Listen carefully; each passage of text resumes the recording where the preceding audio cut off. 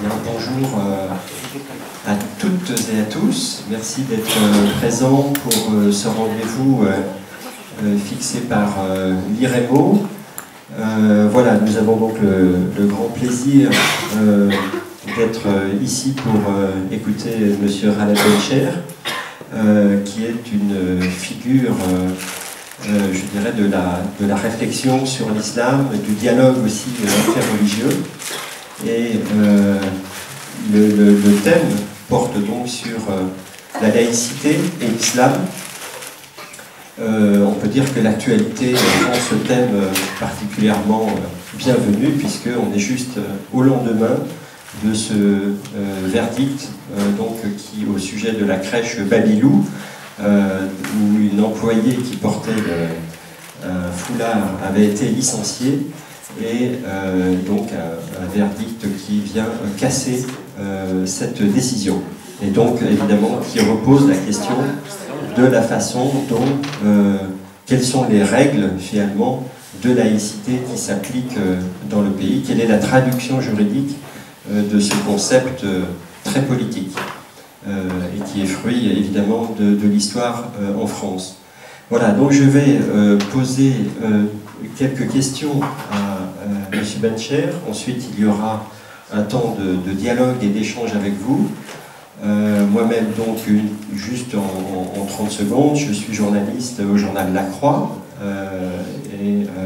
Voilà, j'ai été en charge des questions internationales pendant une vingtaine d'années, et ayant notamment travaillé sur le Moyen-Orient et la Méditerranée.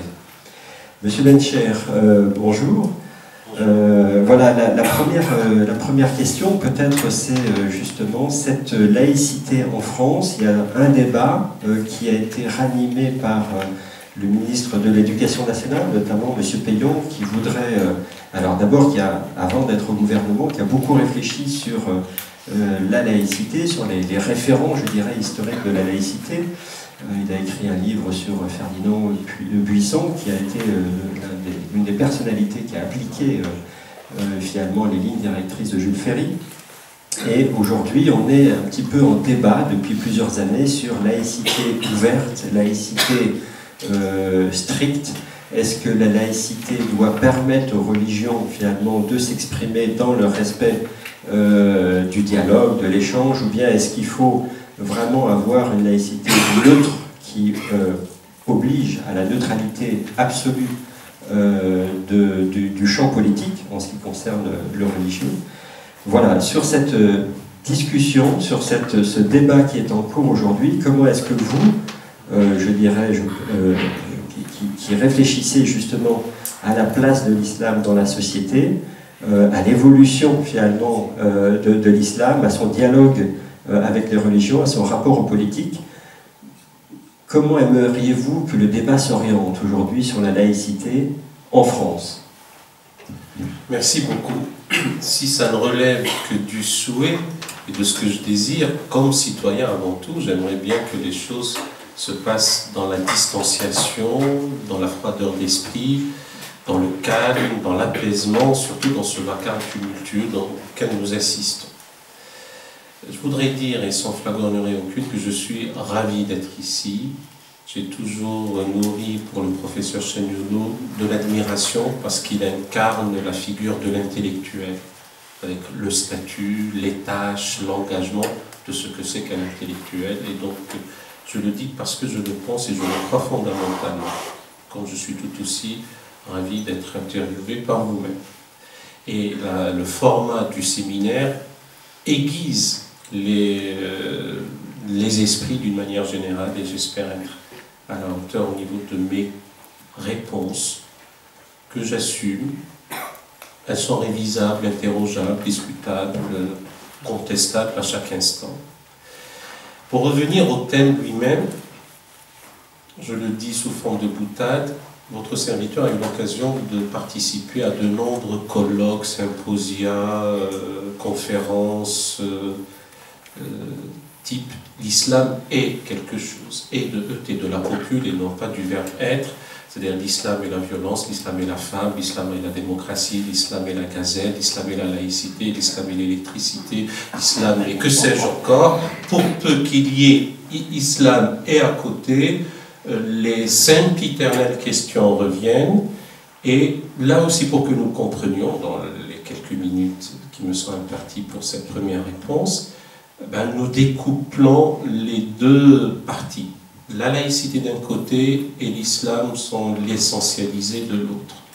Et il se trouve que l'un des préjugés les plus tenaces, qui revient tout le temps, c'est qu'il y a une incompatibilité irréductible entre la laïcité et le fait islamique.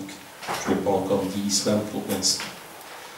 Or, comme vous l'avez si bien dit, la laïcité, depuis la fameuse loi dite de séparation, je ne voudrais pas remonter à sa proto-histoire, je ne reviens qu'à un fait, qui n'est pas une loi de laïcité, mais une loi de séparation, c'est la fameuse loi du 9 décembre 1905. À mon sens, encore une fois, je me place sur un plan testimonial, qu'en témoin, la laïcité n'a pas été investie suffisamment, intellectuellement parlant, depuis un siècle et plus, peut-être avec le pic de préoccupation qui a suivi, d'ailleurs, l'émergence ou l'irruption dans le débat social et politique de la composante islamique de la nation française. Et donc nous nous trouvons dans une situation où nous éprouvons le besoin de lui accoler une épithète. Accoler à quoi? À la laïcité. Or nous avons appris que tout qualificatif affaiblit le substantif. La justice sociale n'est pas la justice tout court. Aimer bien n'est pas aimer tout court. Aimer beaucoup, je ne suis pas sûr qu'un amoureux le souhaite de la part de sa bien-aimée.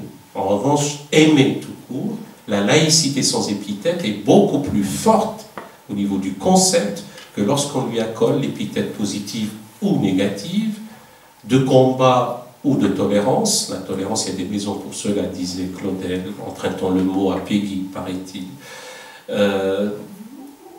Allez, tout ce que nous avons pu entendre.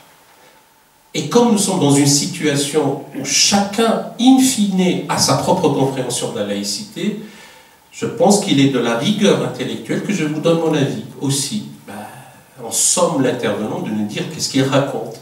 Il me semble d'abord que la laïcité, sur deux aspects, si c'est un concept ou un principe qui n'est surtout pas une philosophie de l'État, parce qu'il dit philosophie, il dit qu'elle va acquérir une idéologie, enfin une épaisseur idéologique qu'elle n'a ni d'essence ni par définition, et c'est un concept mutant, eh bien, moi je la résume par cette fameuse phrase que c'est la loi qui garantit le libre exercice de la foi, aussi longtemps que la foi ne prétend pas dicter la loi. Comme j'ai été un peu rapide, donc je vais répéter. Donc c'est la loi qui garantit le libre exercice de la foi, aussi longtemps que la foi ne prétend pas dicter la loi. Si j'ajoute telle ou telle paraphrase, je dirais que c'est le liant, c'est la catalyse de l'alchimie du vivre ensemble, même si le vivre ensemble commence à relever du verbiage creux de la République, et il s'agit maintenant de réfléchir comment faire société, comment constituer une nation ou une société solidaire, fraternelle et prospère pour tous. Et elle est aussi ce parapluie sous lequel nous nous abritons tous. Nous sommes sous la voûte commune de la laïcité. Elle n'est pas une doctrine qui rivalise avec celle qui s'y trouve, et a fortiori les traditions religieuses. Donc c'est comme ça que je vois une de mes définitions de la laïcité. Du côté islamique maintenant,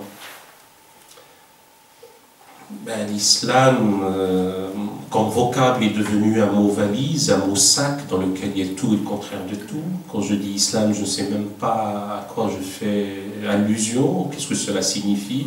S'agit-il du Sénégal? S'agit-il de l'Indonésie? S'agit-il des logorées dégénérés d'Al-Qaïda? S'agit-il de la figure mythologisée désormais de Ben Laden? S'agit-il de ce qui est intériorisé dans les cœurs par le soufisme? S'agit-il de ce qui a pu se passer à un moment donné avec les tribus musulmans à Médine? Ou s'agit-il des questions de banlieue dites d'intégration? Et nous gagnerions aussi en lisibilité et en intelligence si nous parvenions à extraire la question islamique, et je parle de question comme on parlait de la question d'Orient au début du siècle écoulé, c'est pour vous dire qu'elle est centrale, cruciale, fondamentale, au centre d'enjeux nationaux et internationaux.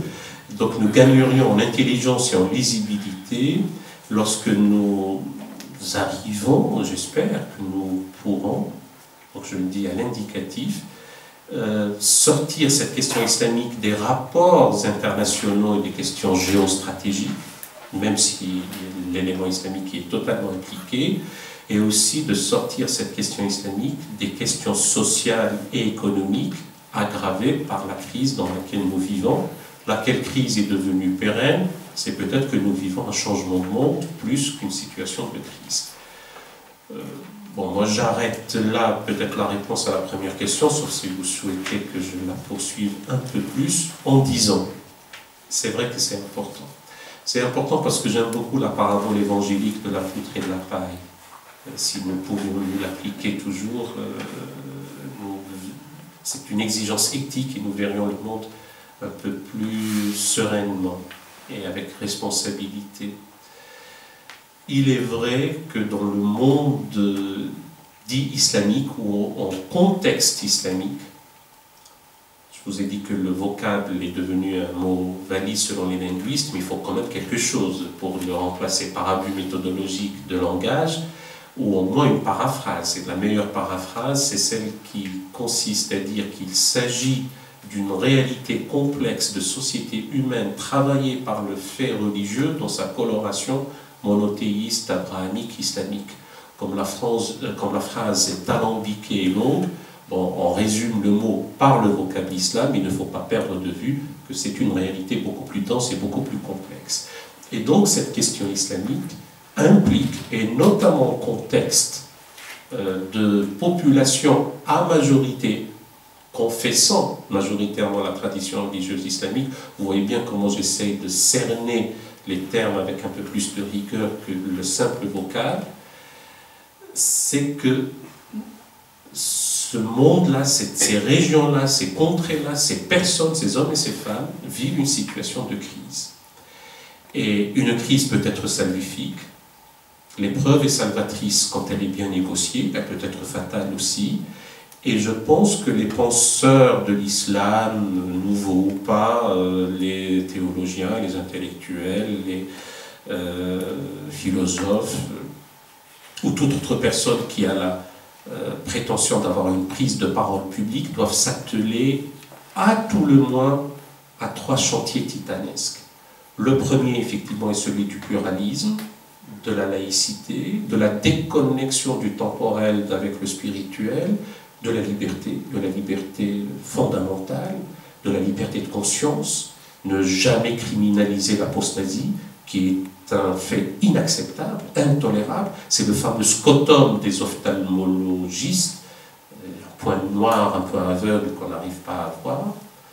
Et le deuxième chantier, c'est celui effectivement de l'autonomie du sujet, de l'égalité par-delà l'appartenance confessionnelle, par-delà les obédiences, par-delà le genre, notamment l'égalité homme-femme. Troisième chantier, pour faire vite, c'est celui de la désacralisation de la violence.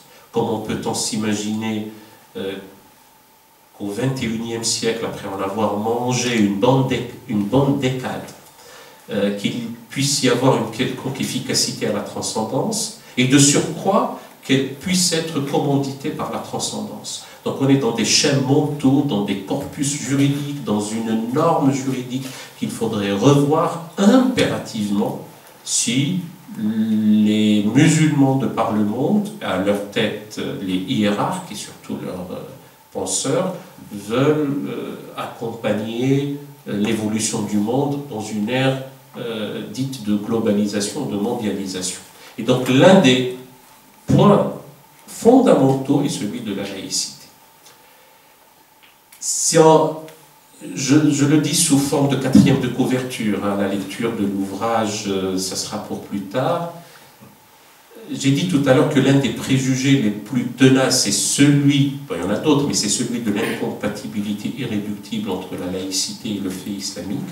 Eh bien, j'ai la prétention de croire, mais je le dirai au conditionnel pour ne pas encore heurter les consciences qui n'y sont pas prêtes, que s'il devait y avoir une certaine compatibilité, et le mot est curieux, parce que si, comme vous l'avez si bien dit, la laïcité doit être un concept de neutralité, le neutre n'a pas à être incompatible, ni compatible d'ailleurs. Ça doit être à égale distance de ce qui se trouve. Si on parle d'un parapluie, ou d'une voûte, ou d'une catalyse, notre serviteur est aussi physicien, donc le catalyseur, c'est celui qui n'entre pas dans les réactifs, ni dans les produits d'ailleurs. Eh bien, cette neutralité-là n'a pas à être déclinée ni en forme de compatibilité ou d'incompatibilité. Donc je le dis par abus de langage, s'il devait y avoir une quelconque compatibilité entre une tradition religieuse et la laïcité, ce serait plutôt l'islam. Je ne minimise pas le grand œuvre de l'Église catholique, qui, permettez-moi de le dire, ce n'est que récent dans l'histoire. Je ne minore pas le Dina di Malkuta Dina de nos amis juifs, la loi du pays ou du royaume plus exactement est la loi. Je dis simplement qu'une tradition religieuse qui est de facto laïque doit aller de pair avec l'esprit, l'idéal laïque. Il n'y a pas de prêtrise, il n'y a pas d'imama. L'imama n'est pas une ordination, il n'y a pas de consécration, il n'y a pas de caste sacerdotale, il n'y a pas de médiateur, il n'y a pas d'intercesseur. Pardon si je dis ceci, je sais que le pape François ne le fera pas. Il n'y a pas celui qui vend des indulgences, il n'y a pas celui qui garantit le pardon de Dieu. In fine, chaque musulman et chaque musulmane a, dans une foi ex abrupto avec le Créateur, quand il y a la question de foi et de croyance, directe. Donc, il n'y a pas les fameux deux ordres, l'état clérical et l'état laïque. L'ensemble des musulmans est dans un état laïque. Simplement, cette absence d'autorité cléricale, d'autorité centrale ou d'un souverain pontife est à la fois une source de bonheur, certes, quand on la prend du côté de la liberté, mais elle est aussi, de nos jours, une source de problèmes inextricables. Pour peu que les prétendus Savonarola des temps modernes crient un peu plus fort que les autres, instrumentalisent, manipulent, domestiquent, idéologisent une tradition religieuse, on les entendra. Il y a le marasme, il y a la crétinisation des esprits aussi, il y a les crises, il y a le manque de démocratie, il y a le manque de légitimité des pouvoirs centraux qui se trouvent. Ce sont les premiers qui avaient domestiqué, idéologisé, manipulé, instrumenté ou instrumentalisé la tradition religieuse. Il ne faut pas s'étonner que l'opposition s'empare du même moyen pour accéder à cela. Si les premiers rappellent Napoléon avec sa triade, dans une longue tirade d'ailleurs, où sont mes évêques, mes préfets et mes gendarmes. Et quand on a un ministre des Affaires religieuses qui distille le sermon de la prière du vendredi, tel une circulaire pour garantir ou travailler les intérêts du pouvoir, il ne faut pas s'étonner que ceux qui sont mécontents puissent s'emparer de ce même sujet. Bon, j'ai été prolixe, pardon pour la réponse. Merci pour ce premier propos. Et pour poursuivre, pour vous inviter à la fois à pousser plus loin la réflexion et peut-être à se rapprocher, je dirais, de ce que l'actualité met sous nos yeux tous les jours. Donc vous définissez un petit peu, vous montrez comment effectivement en islam il y a une potentialité de laïcité, mais on va dire qu'on verrait presque l'inverse finalement aujourd'hui dans les pays du printemps arabe. Alors par quel cheminement, par quelle dialectique finalement, est-ce qu'on peut passer de la situation actuelle à cette relation apaisée, je dirais, entre le politique et le religieux, et à l'intérieur même des personnes, finalement, à un dialogue entre le temporel et l'au-delà. Alors, pardon pour la prétention qui sous-tend mes propos, j'allais dire la concision de la réponse risque de frustrer nos amis. Donc ça donne une énorme prétention à votre serviteur, donc je retire ça tout de suite. Il y a un énorme programme.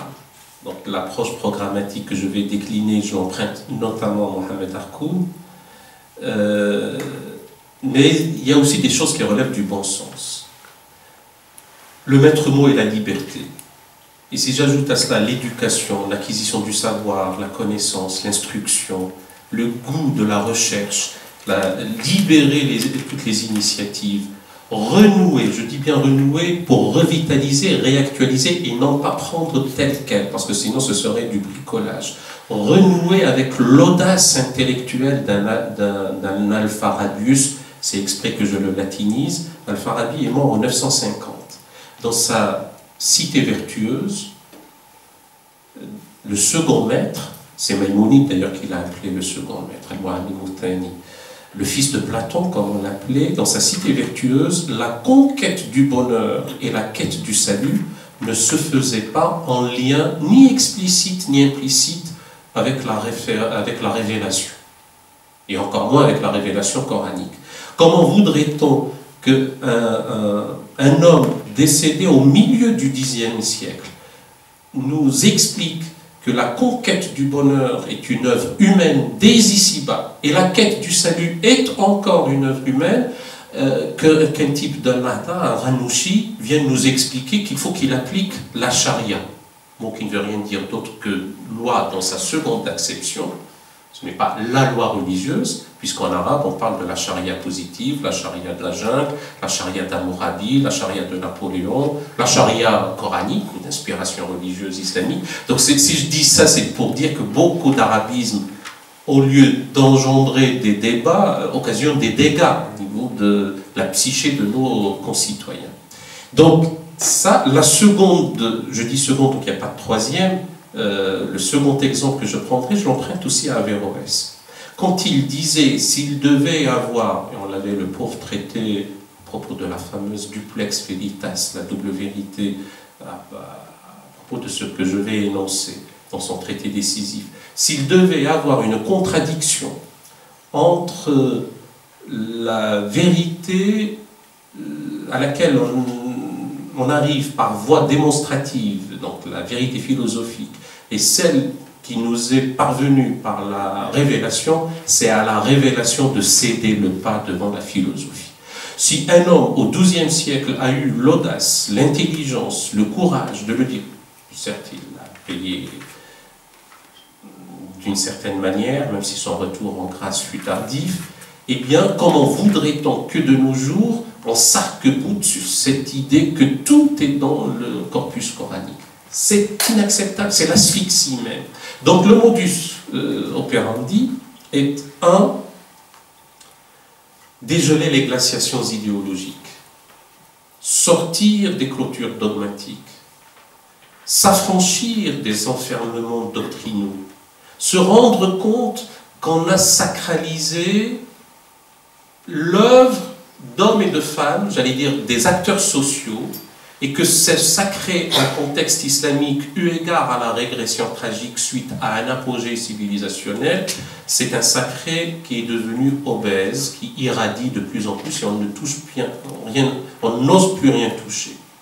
Et donc, il faut avoir le courage, dans une pensée subversive, dévastatrice, disent certains, de tout ce patrimoine qui n'est qu'une œuvre humaine, et revenir à l'essentiel pour les croyants, c'est-à-dire avoir une intelligence de la foi. Et la théologie n'est rien d'autre que l'intelligibilité de la foi mise à l'épreuve du temps, disait bien Dominique Chenu. Fides quærens intellectu, à juste raison. Et donc cette intelligence de la foi, ben, il faudrait l'abreuver ou s'en abreuver dans les références scripturaires premières, pas ce qu'a pu produire un tel ou un tel au gré d'événements historiques ou politiques. Et quand on aura fait ça, avec cette pensée subversive, eh bien, quand on transgresse tous ces tabous, on déplace le champ d'étude du sacré vers d'autres horizons cognitifs et porteurs de sens, en faisant appel à une batterie de disciplines, le secours de l'herméneutique, de la linguistique, de la philologie, de l'historiographie, de la grammaire même pour pénétrer le texte, eh bien, est un secours réel. Et puis on passera cette idée qui nous est chère, j'ai vu dans la salle Anne, de la raison émergente, une nouvelle raison, une nouvelle rationalité métamoderne qui allie à la fois les ressources inventives de la technoscience, mais aussi l'invariant besoin de transcendance. Julia Kristeva parlait de ce besoin de croire et de ce désir de savoir. Eh bien, les deux en même temps, qu'est-ce que c'est qu'un humain de nos jours, avec l'intelligence artificielle, les nanotechnologies, les nouvelles sciences cognitives, les neurosciences, etc. Mais aussi, qu'est-ce que c'est que cette soif inextinguible de spiritualité ou autre, après la parole fatidique de la mort de Dieu, suite au maître du soupçon, les trois, Marx, Nietzsche et Freud, par exemple. Donc c'est un travail considérable qu'il y a lieu de mener. Mais comme je sens qu'il va y avoir encore une autre question, je vais vous dire comment on va déconstruire, comment on va sortir justement de ces clôtures dogmatiques ou comment réagir à tel ou tel aspect. Et notamment, finalement, qui influe sur qui aujourd'hui entre, nous sommes en France, la Grande-Bretagne, l'Allemagne, des communautés musulmanes qui sont en prise donc et qui interagissent finalement avec leur société, qui justement en France sont intégrés, emportés et en même temps acteurs du débat sur la laïcité, et de l'autre côté de la Méditerranée, des dynamiques politiques, des dynamiques démocratiques qui laissent cours à des logiques et à des discours parfois très contradictoires, et tout ça interagit. Donc finalement, est-ce que aujourd'hui, je dirais, un certain islam de France a des pistes à offrir aux acteurs et qui agissent, par exemple en Tunisie ou en Égypte, mais je pense à la Tunisie parce que c'est vraiment un pays avec lequel il y a une grande proximité culturelle, intellectuelle, politique entre la France géographique, économique, entre la France et la Tunisie.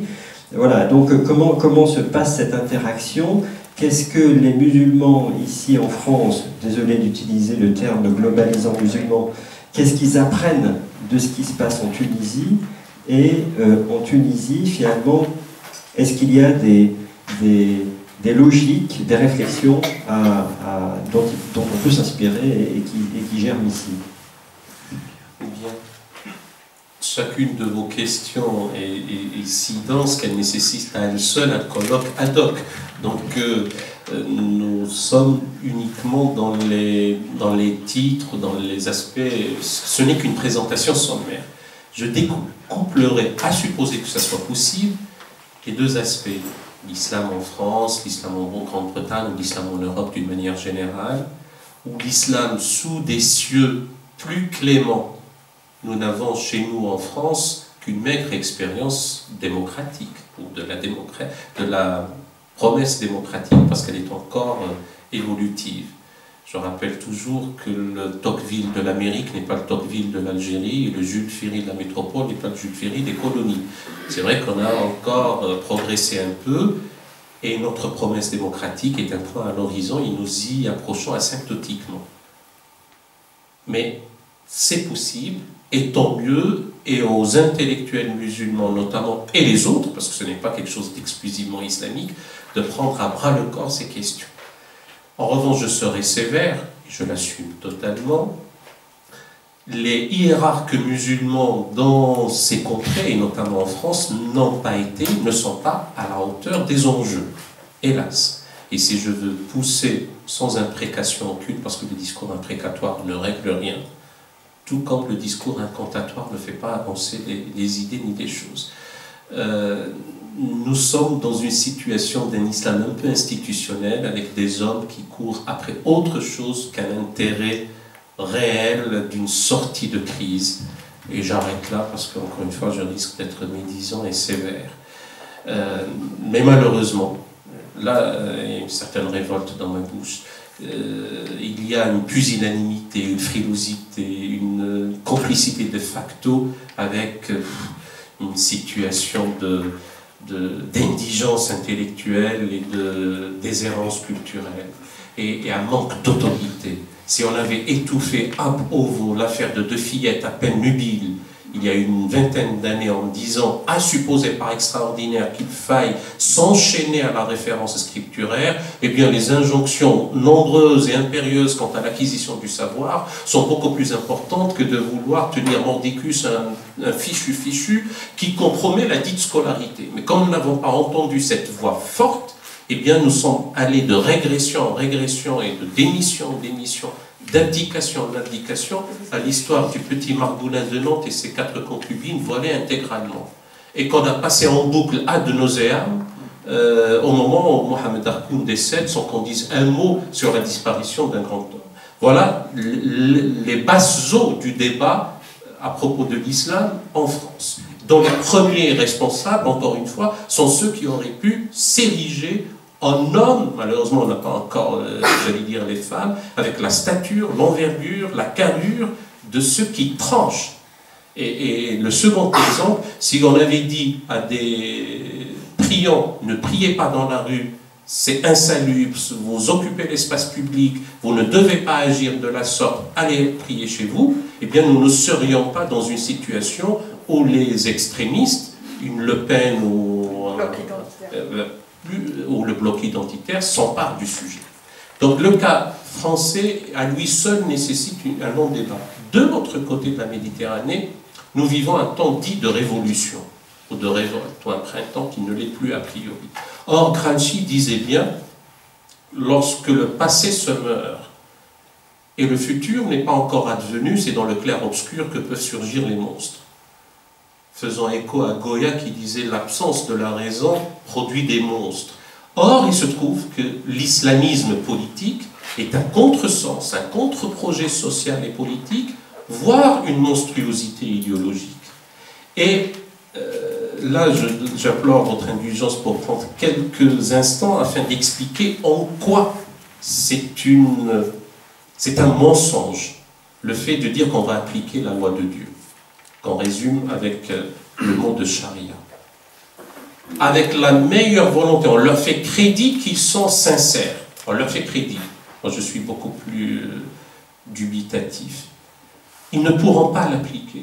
Parce que la fameuse charia, le corpus juridique qu'on appelle charia, ne pourra rien dire sur les arsenaux nucléaires, ne dira rien sur la militarisation de l'espace, ne dira rien sur le droit maritime, ne dira rien sur la révolution numérique, ne dira rien sur Internet et les canaux satellitaires, il dira quelque chose sur le statut personnel, les relations matrimoniales, la dévolution successorale, le témoignage de la femme, enfin qui équivaut à la moitié de celui d'un homme, parce qu'on a tronqué le verset, à supposer là aussi qu'il faille s'enchaîner à la référence scripturaire, parce que ce n'était que dans les transactions financières et non pas in globo, etc.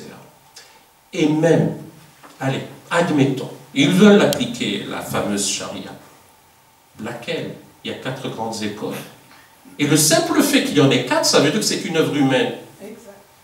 Pourquoi pas 5? Pourquoi pas 3? Et on a failli en avoir une 5e. C'est une question. Deuxièmement, tiens, est-ce que la dynastie omeyyade avait gouverné avec la charia?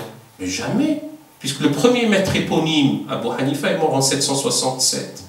Donc, la dynastie omeyyade a gouverné au mieux d'une manière an-islamique, sinon d'une manière anti-islamique. Or, ni Ranouchi, ni X, ni Y ne dit que les omeyyades n'étaient pas des musulmans. Or, ils avaient plutôt appliqué le droit byzantin. puisque déjà Abu Hanifa était en train de réfléchir, j'allais dire, qui n'était pas un juriste à cela. Troisième argument de taille que je vous livre comme ça, parce que chacune de ces idées forces nécessite d'être bien creusée.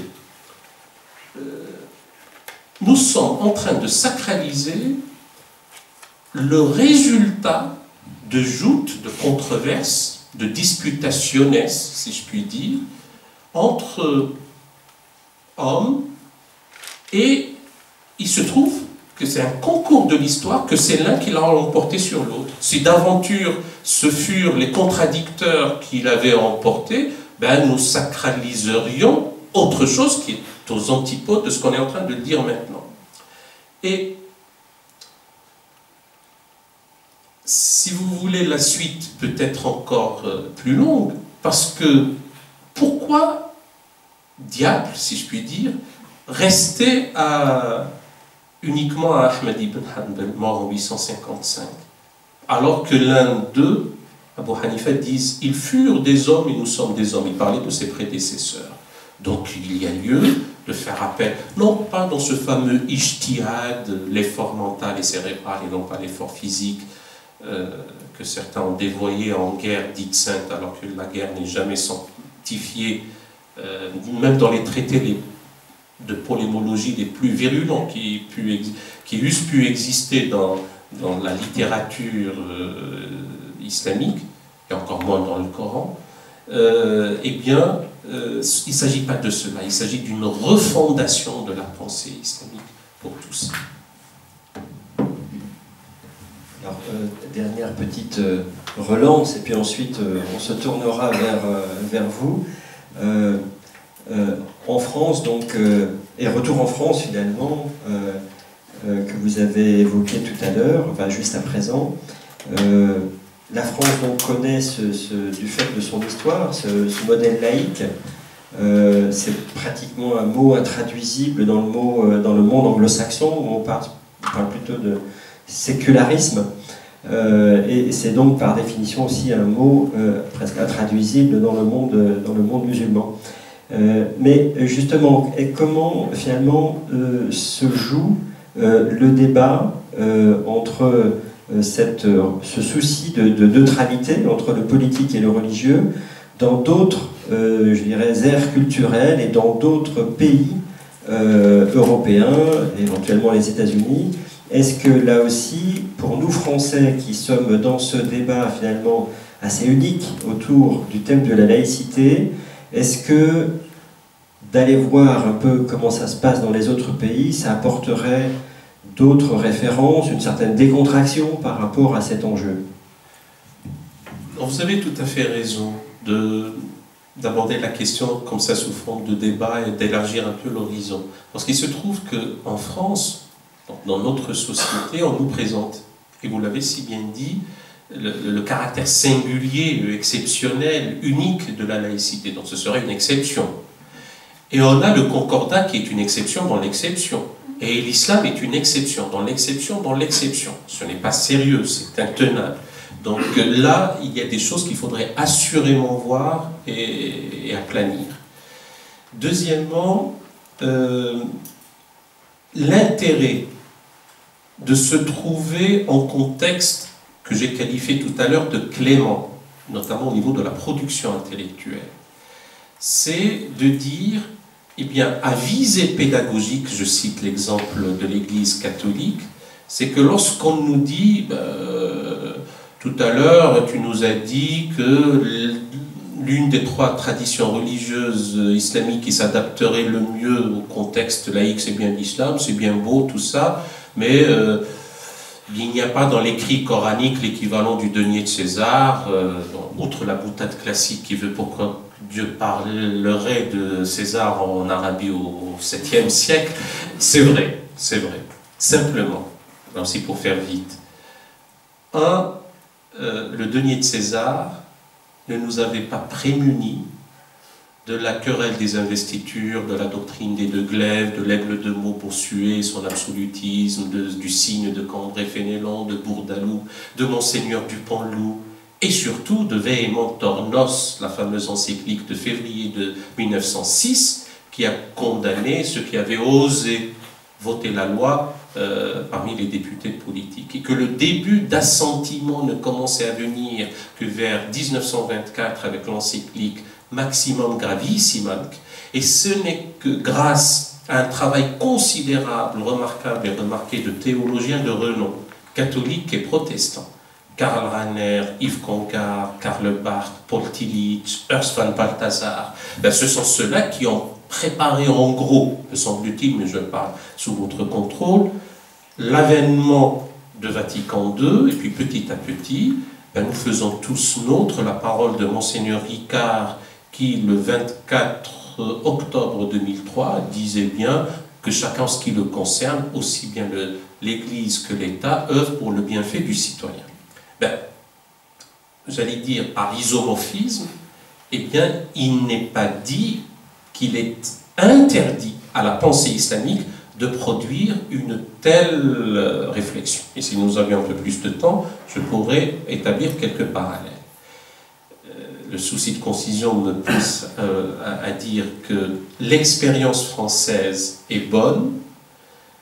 Peut-être qu'il faudrait sortir de l'aspect purement drastique de la laïcité, qui serait le laïcisme belliqueux anticlérical, et tout isme étouffe la racine. Nous l'avons vu avec l'écologisme et l'écologie, le marxisme et Marx, l'islamisme et l'islam.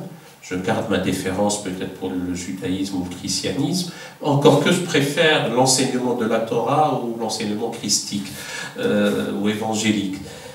Parce que tout système en isme finit par s'institutionnaliser et engourdir les esprits, en mieux. Eh bien, ces horizons élargis de l'expérience européenne, voire occidentale d'une manière générale, peuvent être et sont bénéfiques. Et ce qui était le cas pour les précurseurs de la Nahda, pas le parti de Ranouchi, mais le fameux mouvement dit de renouveau, de renaissance à la charnière du 19e et 20e siècle. Jamaldin Afrani, j'allais dire se baladant, se promenant la main dans la main avec Clémenceau, parfois tous les deux dans un même fiacre, boulevard Saint-Germain, après peut-être la fameuse controverse célèbre avec Ernest Renan, et qui, dans sa revue Lance solide, loue les vertus de la déconnexion, parce qu'à ce moment-là, on était encore en plein débat, des deux ordres, avec des arguments proprement islamiques. Son disciple Mohamed Abdou, le disciple du disciple Rachid Reda, Abdelhamid Ben Bedis, qui était parmi les requérants auprès du Conseil d'État afin que la loi de 1905 fût appliquée dans les colonies, enfin dans les départements outre-Méditerranée, et le refus n'est pas venu de ceux qui pensent qu'il y a une incompatibilité irréductible entre le fait islamique et la laïcité, mais c'est venu curieusement de ceux qui étaient censés appliquer la loi. Bon, ça c'est une autre affaire, et Abdelhamid Ben Bedis écrivait dans le Météore, l'organe central de l'association des oulémas, et bien maintenant, après moult tentatives, il ne nous reste plus qu'à compter sur nous et sur Dieu, qui, avouez-le, pour un État laïque, est un peu cocasse. Bon, je ne fais que traduire. Eh bien, donc, il y a... Je poursuis sur une autre idée.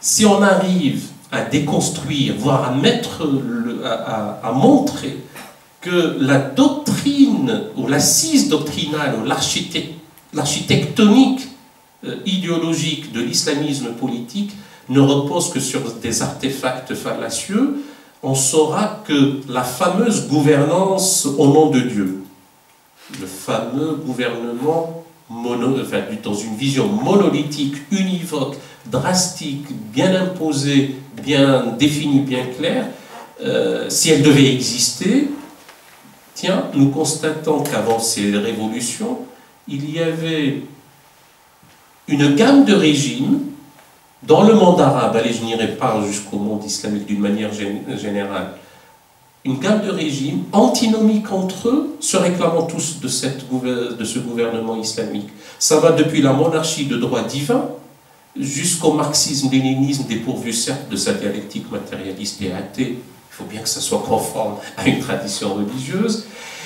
Première contradiction qui saute aux yeux. Seconde contradiction, on a ceux qui prétendent gouverner sous la protection divine, et il y a ceux qui prétendent gouverner pour être un peu au secours, j'allais dire, de la doctrine divine du gouvernement. Ça sous-entend que dans un cas comme dans l'autre, on est dans des manipulations éhontées. Et donc je reviens à ce que j'ai dit tout à l'heure, il y avait des mosquées dites officielles et des mosquées dites sauvages. Donc quand on sort de ces situations-là, eh bien on saura par la suite comprendre l'intérêt qu'il y a de réfléchir à la norme juridique dans une critique constructive, que lorsqu'on est dans une société humaine diversifiée, composite, pluriethnique, multireligieuse, polyculturelle, que sais-je encore, eh bien, il n'y a pas mieux que le droit positif. Et qu'on ne peut pas venir se prévaloir de sa propre tradition religieuse pour imposer à l'ensemble sa vision du monde. Même si, in fine, chaque législateur le fait en référent transcendantal, dans sa propre conscience.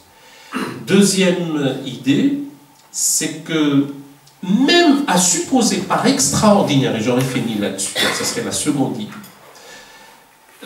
à supposer par extraordinaire qu'on puisse encore trouver dans cette ère de mondialisation des sociétés monocolores sur le plan confessionnel. Même en Iran, nous avons les Bahaïs et des Juifs, qui certes croupissent dans des geôles et qui subissent l'inacceptable. Et nous devons le dire. Eh bien, même dans ces sociétés-là, supposées vivre en autarcie, avec une réelle, il n'y a pas de polychromie, si je puis dire, au niveau confessionnel, et bien même là, la déconnexion du temporel avec le spirituel est salutaire. Si ça me plaît d'être opposant, ben je passe ipso facto pour un hétérodoxe dans la collusion des deux ordres. Et ben je peux être opposant parce que la politique menée sur d'autres plans risque de ne pas me plaire. Et je tiens à le faire savoir. Et alors que je n'ai pas envie de passer pour un hétérodoxe, au contraire. Et à contrario, si il advenait que j'eusse envie de changer de religion, je dois avoir cette liberté. Pourquoi alors, ipso facto, je vais passer pour un opposant politique? Donc ça n'a rien à voir. Et au moins on évitera les fameuses collusions qui ne profitent qu'exclusivement aux politiques, jamais à l'élévation spirituelle, jamais à l'épanouissement personnel, jamais à l'ataraxie, comme disent les Grecs, à l'absence de troubles intérieurs, etc., en ces temps incertains de malaise intérieur et tout. Merci, vous avez vraiment ouvert des horizons sur, d'une part, ce que pourrait être l'islam et l'articulation entre politique et religieux. Je voulais vous demander, alors vous êtes aussi très actif, vous présidez donc la conférence mondiale des religions pour la paix. Comment est-ce que, à l'intérieur de cette enceinte, se déroule le débat? Est-ce que vous avez parmi les acteurs musulmans de cette enceinte des gens qui sont devenus des acteurs engagés, je dirais, dans le printemps arabe, et finalement quel est le retour d'expérience? Alors c'est vrai que votre serviteur n'avait de la présidence longtemps de cet organisme que le vice, et à défaut d'avoir la vertu, il en a maintenant la charge et la responsabilité. C'est vrai, j'ai failli dire ce machin au sens gaulien du terme. Et c'est vrai que la conférence mondiale des religions pour la paix œuvre pour sa double fin. Une fin au niveau de l'appellation, ou de la dénomination, conférence mondiale des religions pour la paix, et aussi pour sa propre fin, pour qu'elle n'ait pas à exister. Mais ça, nous attendrons longtemps. Nous n'avons pas la prétention de dire que la conférence mondiale des religions pour la paix ne servira à rien, au contraire. l'univers du dialogue interreligieux, même s'il paraît ne pas produire quelques effets secourables ou salutaires, ce n'est pas pour autant qu'il faille abdiquer. On donne l'air de remplir les tonneaux des Danaïdes, nous sommes en train de rouler le rocher de Sisyphe, mais ce n'est pas une raison d'abdiquer, au contraire. Deuxièmement, cette mouvance du dialogue interreligieux est stratifiée. On ne dialogue pas de ce qui relève de la quotidienneté, des rapports entre voisins, comme le dialogue entre les hiérarques au plus haut sommet des différentes traditions religieuses. Et puis on a des strates comme celle de la mystique, de l'éthique, de l'art, du recueillement, du débat théologique, du débat académique, etc. Il vaut mieux les laisser à ceux qui en sont rompus, parce que sinon il y aura un mélange des genres et on ne s'entendra pas. Heureux les silencieux, car ils pourront s'entendre. J'ai ajouté une béatitude. Bien. Maintenant, les acteurs musulmans de la Conférence mondiale des religions pour la paix, vous savez, quand on commence par dire avec toute l'amitié que j'ai, etc., il faut s'attendre à un mais. J'ai pour certains et certaines d'entre eux une grande amitié, une amitié réelle, une amitié de l'affection, mais il y a un hic. À supposer là aussi qu'il me soit permis de cautionner, ne pas cautionner l'œuvre des hommes et des femmes, qui suis-je, encore une fois. Mais j'étais surpris de les voir s'engager dans des partis politiques à visée islamiste. C'est comme si, mais peut-être que je me trompe, peut-être, parce que si je commence là aussi à en faire du dogmatisme, nous ne nous sentirions pas. Mais de mon point de vue, en révisant ma petite personne, en réfléchissant, en essayant de comprendre, je ne suis pas sûr que ce soit la solution. Et c'est d'autant plus étonnant qu'au sein de la Conférence mondiale des religions pour la paix, on a eu des discussions, des débats, on en avait parlé et il m'avait semblé voir, vous voyez bien combien je suis prudent, voir les vertus salvatrice de la déconnexion des deux ordres et qu'on ne peut pas, et on ne doit pas, je l'ajouterai, gouverner au nom de Dieu. À supposer qu'on veuille le faire, sommes-nous entrés dans la psyché divine, si je puis dire, pour dire que c'est son intention de faire ceci ou cela? C'est une compréhension humaine à chaque fois. Entre la parole de Dieu qui serait, pour les non-croyants, dans l'empire céleste, la fameuse table gardée, jusqu'au corpus que nous avons entre les mains, le codex, les physiciens auraient dit qu'il y a une perte en ligne. C'est-à-dire entre la table gardée et ce que j'ai entre deux couvertures, comme aurait dit Ali, le quatrième calife, qui ne parle pas de lui-même, ce sont les hommes qui le font parler, eh bien, entre le premier destinateur, si vous me pardonnez le néologisme, le récipiendaire premier qui devient locuteur à son tour et qui le dit aux tout premiers compagnons, qui eux-mêmes le disent aux compagnons qui suivent, et avec la fameuse Vulgate d'Othman qu'on a sacralisée après coup, et le texte qui ne s'est stabilisé que 2 siècles et demi plus tard, en un textus receptus universus ne varietur, auraient dit les latins, eh bien, il y a beaucoup de choses. Je ne rentre pas dans les considérations de foi, de spiritualité, je rentre dans les considérations où l'on croit gouverner au nom de Dieu en se référant à ce qui, de mon point de vue, n'est qu'une jurisprudence à un moment donné de l'histoire pour un peuple récipiendaire d'une législation qui, pour les croyants, est certes céleste, mais qui est pour un peuple en mutation qui va passer du stade tribal à une communauté un peu plus large qu'on appelle la matrie ou la Oumma. La matrie transcende les clivages topographiques liés à la terre, alors que la patrie, c'est plus le rapport direct à la géographie. Donc voir que certains des musulmans engagés dans le dialogue interreligieux avec l'intelligence et l'ouverture intellectuelle s'engouffrer dans ça, peut-être qu'ils avaient leur raison, moi je n'arrive pas à les voir. Donc voilà la réponse en toute franchise, en toute simplicité.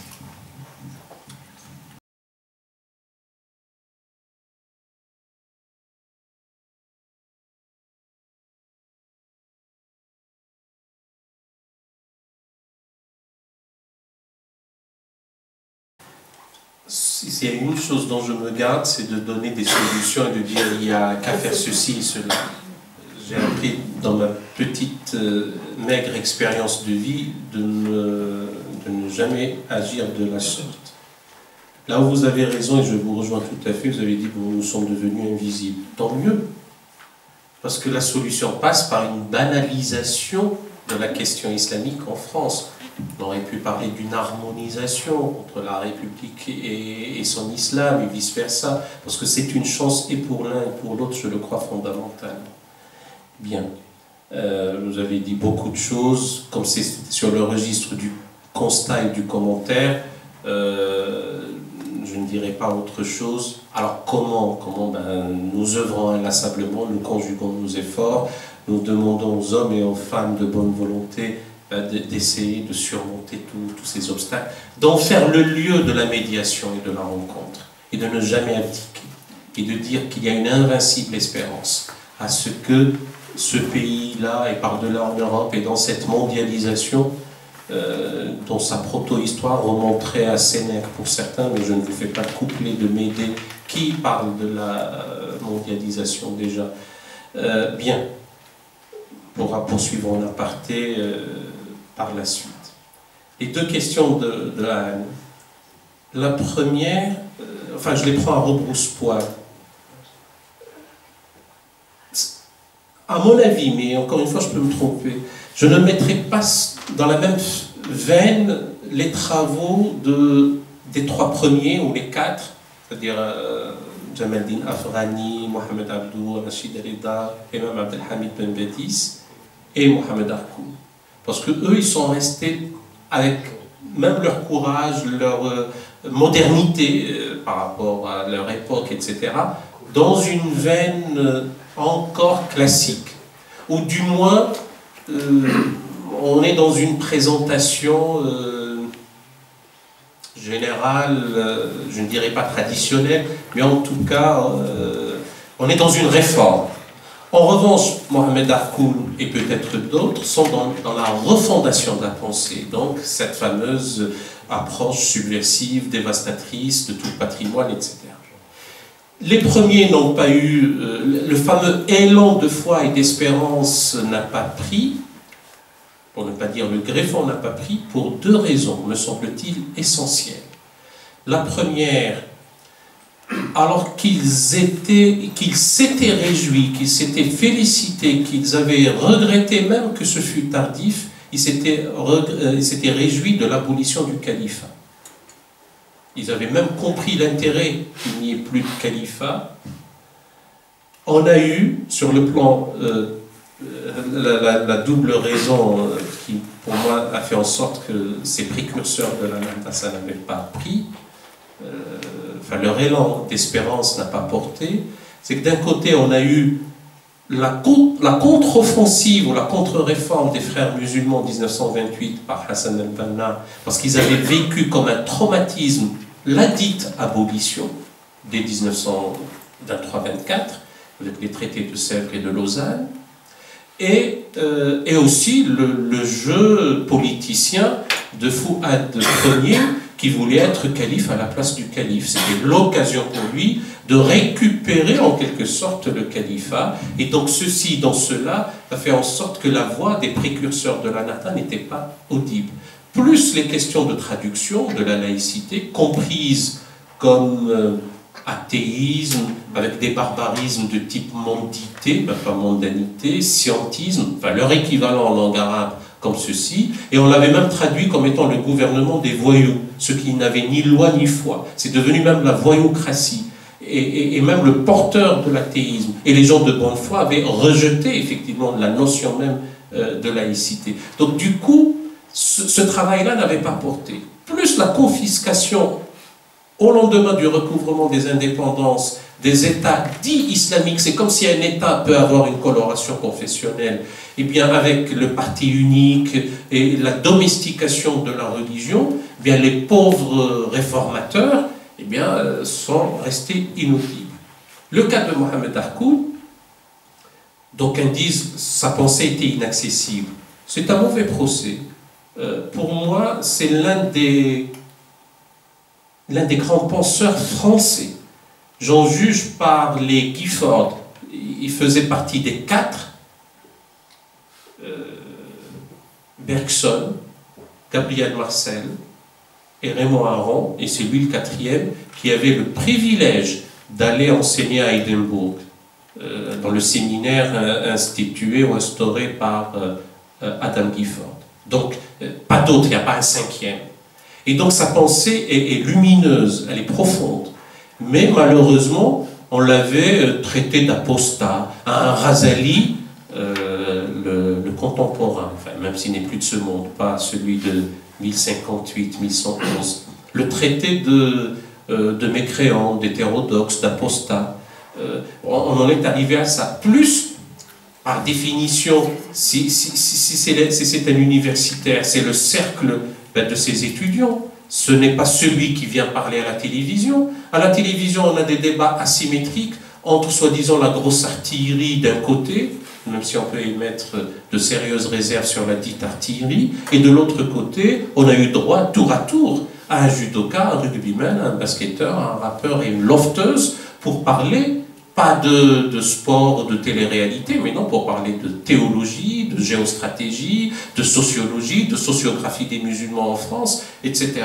Et ceci corrobore les idées d'inadéquation entre les musulmans et la République. Mais Mohamed Harkoun, le pauvre, souffrait. Le pauvre, c'est un grand bonhomme. Bien. Et on pourra poursuivre avec Anne la suite par la suite. Maintenant, le regard de la République sur ces musulmans, SES et non pas CES, est un regard, à supposer que je puisse moi aussi essentialiser, pétri ou biaisé à cause de cette question, effectivement, du colonialisme.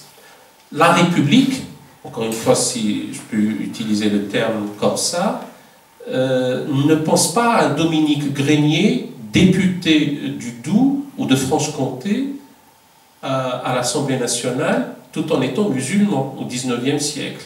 Elle ne pense pas à la tradition islamique inhérente à la France. Elle fut, comme disait le préfacier du livre, d'ailleurs dirigé par Mohamed Harkoun, c'était Jean Moutapa, cette question, la fameuse question islamique, du livre intitulé « De l'islam et des musulmans en France depuis le Moyen-Âge jusqu'à nos jours ». C'est une question intrinsèque à la France avant même que la France fût France. Et c'est vrai qu'il suffit de voir pour cela la toponymie des lieux. Rabatuel n'est que corruption de Rahmatullah, miséricorde de Dieu. Perpignan n'est que corruption de Bounien, le puits de l'urbanisme. Narbonne n'est que corruption de Arbouna. Carcassonne, le massif des morts, la porte sarrasine, tout comme Valladolid n'est que corruption de Bilad el-Walid, le pays du nouveau-né, etc. Donc cette présence-là faisait en sorte qu'à un moment donné de l'histoire, il y a eu des rencontres, des brassages, etc. Le comte de Toulouse, Raymond VI, et ses musulmans.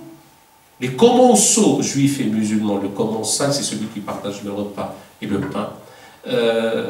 On a exhumé une bataille crépusculaire entre deux groupuscules par le maire du palais, Martel et Abderrahman, comme une épopée où on a écrasé les Arabes et on enseignait ça dans les manuels scolaires, y compris pour la frange arabe parmi les citoyens, jusqu'à une date récente, en leur montrant que Allah est une divinité mahométane, dans les encyclopédies de prestige, et que le djihad est une guerre sainte, et que le musulman a droit à 4 épouses. C'est comme si c'est un droit ouvert, c'est-à-dire que le musulman a droit à 4 épouses. Alors si on pouvait savoir, mais ça c'est vrai, ce sont les crétineries aussi de ceux qui y retournent maintenant. Donc on est là aussi dans les basses eaux du débat autour de l'islam. Si on ajoute à tout cela un Nicolas Sarkozy qui nomme un préfet musulman,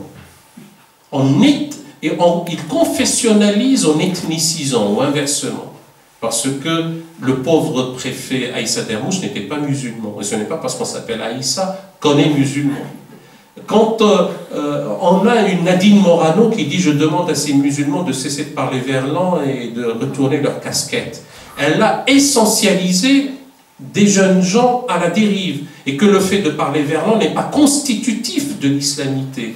Et que si elle-même savait qu'on pouvait être musulman en conjuguant avec la concordance des temps à l'imparfait du subjonctif, ça aurait été, sans vouloir être pédant, c'est aussi une réalité. Donc voilà, quand on entend un Pascal Clément qui dit « Ah oui, mais quand il va y avoir autant de minarets, ben, la France ne sera plus la France. » Et alors, j'allais dire, il ne s'agit pas de heurter ou de provoquer, mais il se trouve que dans la basilique du Puy-en-Velay, eh bien, nous avons une graphie arabe.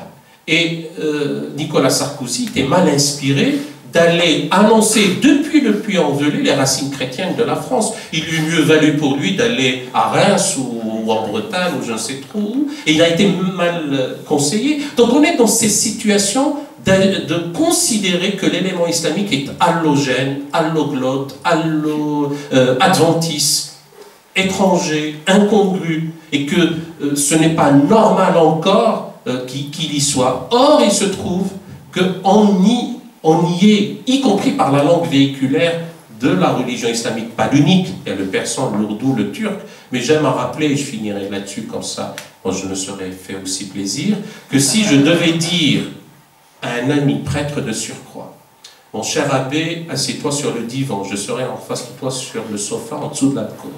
Veux-tu un alcool venant directement de l'alambic et pas du magasin? Quant à moi, je prendrai un café sucré parce que je n'aime pas ce qui est amer. Tout à l'heure, nous dégusterons ensemble un sorbet et nous boirons un nectar d'abricot.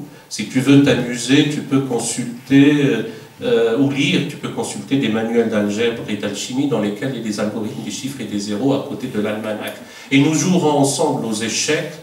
Et comme l'enjeu est une émeraude, des lapis lazuli, des joailleries, alors attention à l'échec et mat.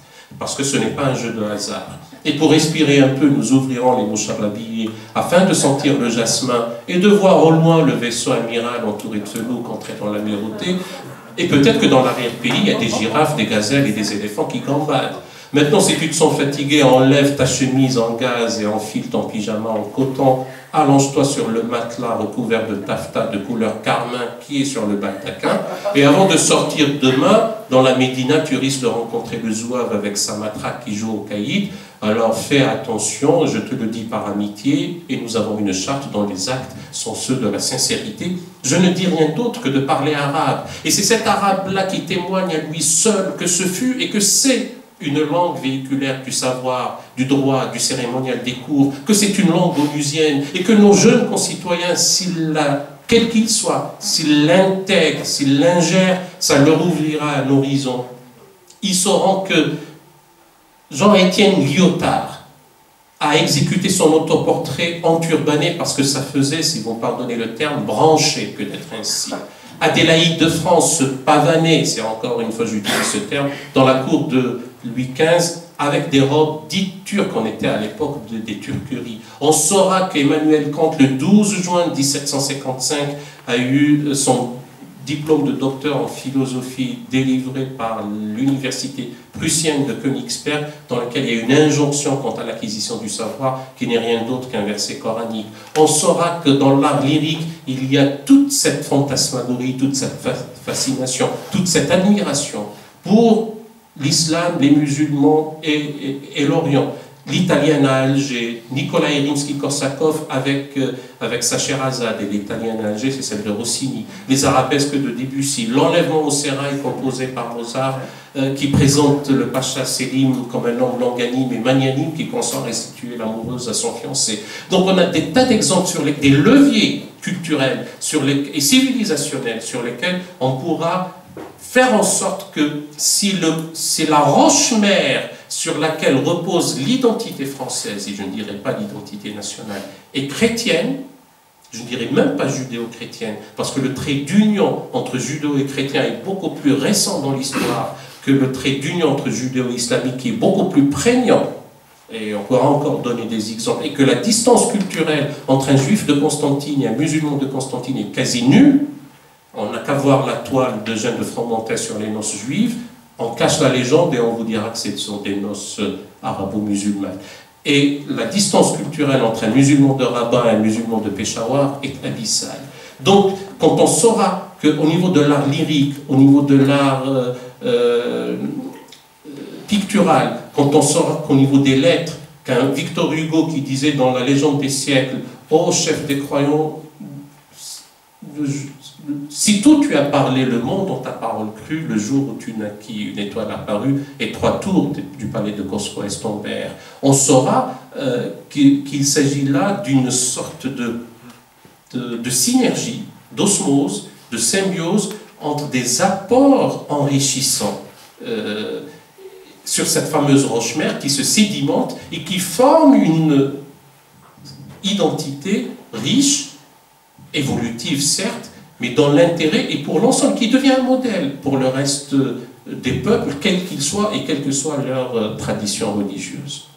J'arrête là parce que peut-être que c'est plus trop.